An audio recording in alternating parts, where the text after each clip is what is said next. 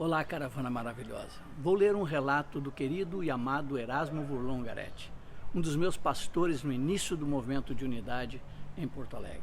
O relato é de 1976. Assim escreveu o nosso amado Erasmo. É uma segunda-feira à noite.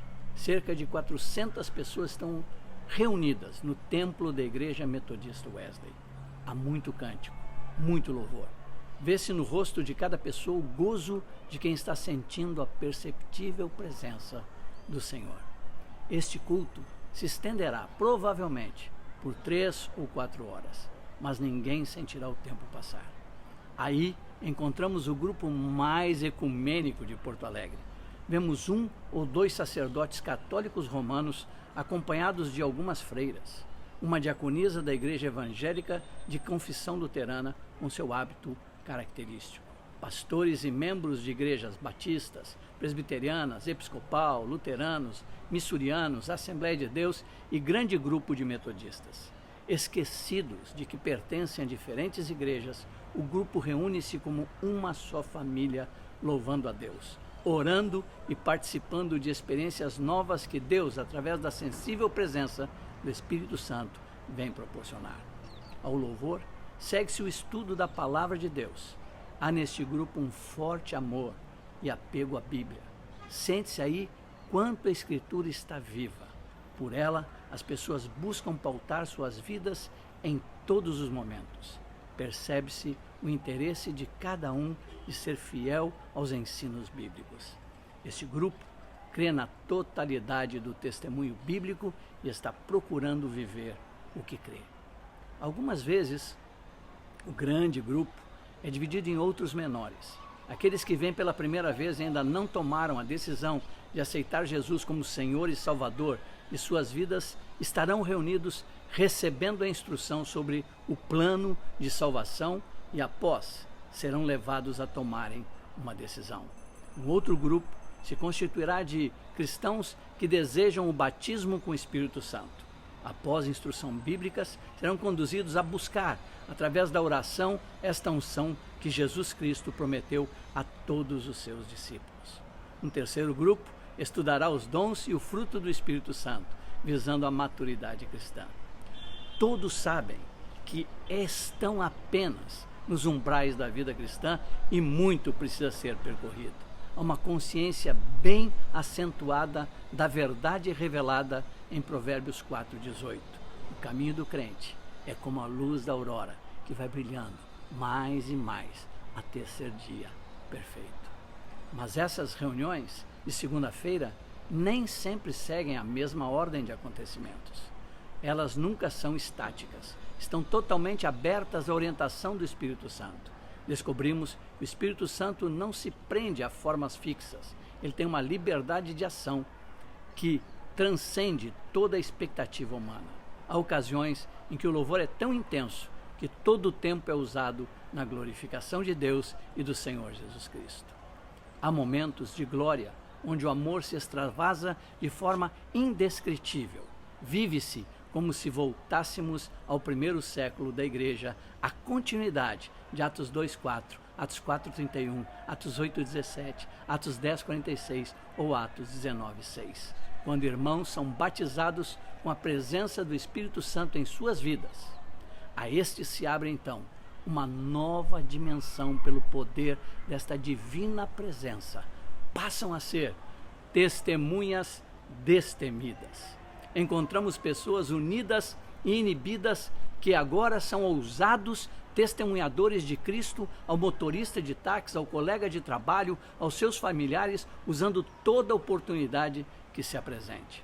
Por exemplo, 2 jovens que nunca testemunharam a fé, pois nela estavam iniciando, ao serem batizados com o poder do Espírito Santo, pregaram num ambiente hostil à religião, no colégio em que estudam, levando colegas a se decidirem por Jesus Cristo.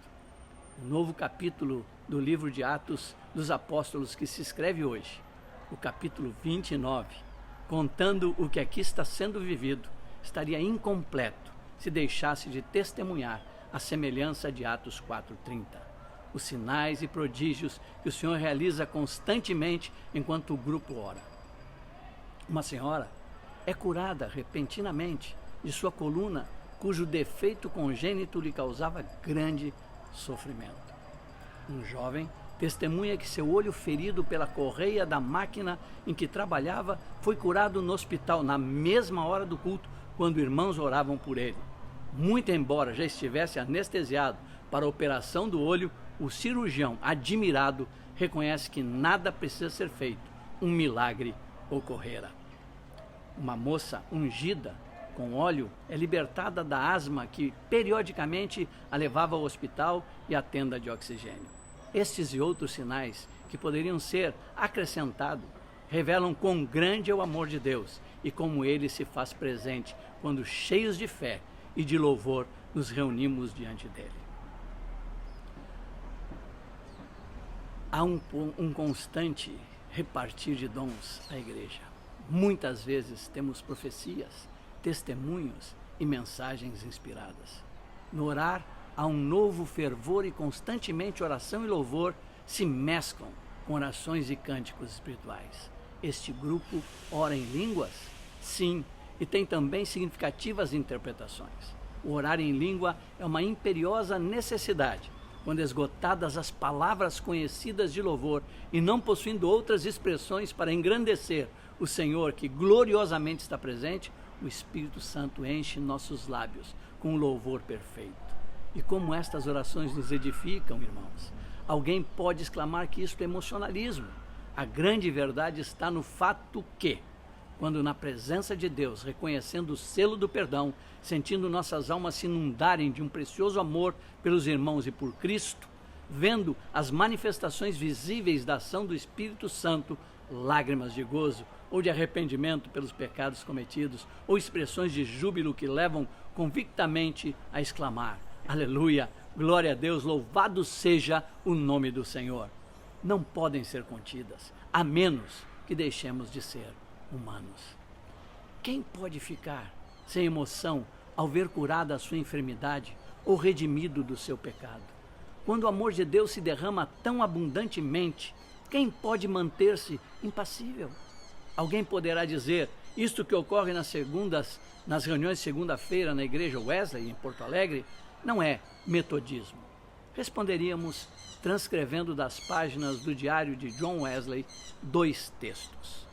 1739, 1º de janeiro, segunda-feira, Mr. Hall, Kinchin, Ingham, Whitfield, Hutchins e meu irmão Carlos estavam presentes à nossa festa de amor em Fetter Lane, com cerca de 60 irmãos. Cerca de 3 horas da manhã, enquanto continuávamos perseverando em oração, o poder de Deus veio grandemente sobre nós, tanto que muitos gritavam de tanta alegria e muitos caíram no chão. Logo que nos recuperamos um pouco do espanto e do maravilhosamente na presença de Deus, de sua majestade, cantamos a uma voz: nós te louvamos a Deus, nós te reconhecemos seres o Senhor. Wesley se retirou às 6 horas e 30 minutos, conforme a agenda do dia 1º, página 125, do dia 1º para o dia 2 de janeiro de 1739, volume 2 do Diário de Wesley. Outra parte, 1739, 16 de junho, sábado. Naquela hora, achamos Deus conosco como no princípio. Alguns caíram prostrados no solo, outros prorromperam em altos louvores e ações de graça, como se houvessem combinado. Muitos abertamente testificaram que não houve outro dia como este desde o primeiro dia de janeiro precedente. Compreendemos que a narrativa de Atos dos Apóstolos não foi encerrada com o capítulo 28. O Espírito Santo escreve hoje novas páginas. Aqui em Porto Alegre, testificamos seus preciosos atos. Atos que reclamam aos crentes mais fidelidade ao amor a Jesus Cristo e ser igreja viva, renovada, atuante, num mundo onde o pecado e o crime se mostram de maneira tão alarmante. Louvamos a Deus pelas maravilhas que vemos e vivemos. Eu, em particular, louvo ao Senhor que me permite viver os momentos mais felizes, mais significativos, mais cheios de amor e unção dos meus 23 anos de ministério pastoral na Igreja Metodista. Isso no momento que ele escrevia esta carta. Sabemos e sentimos que em todos nós ainda há tanta limitação, imperfeição, tantas coisas que precisam ser colocadas nas mãos de Cristo para que Ele as modifique. Compreendemos que em nós não há nenhum poder. O poder e a glória estão nas mãos do Senhor. Mas olhamos para o Filho de Deus, inundando-nos no seu grande amor, na sua misericórdia e na sua graça. Agradecidos por Deus, renova a sua igreja, renovando nossas vidas. Assim, a Ele cantamos, aleluia ao Rei imortal eterno, honra e glória pelos séculos. Amém.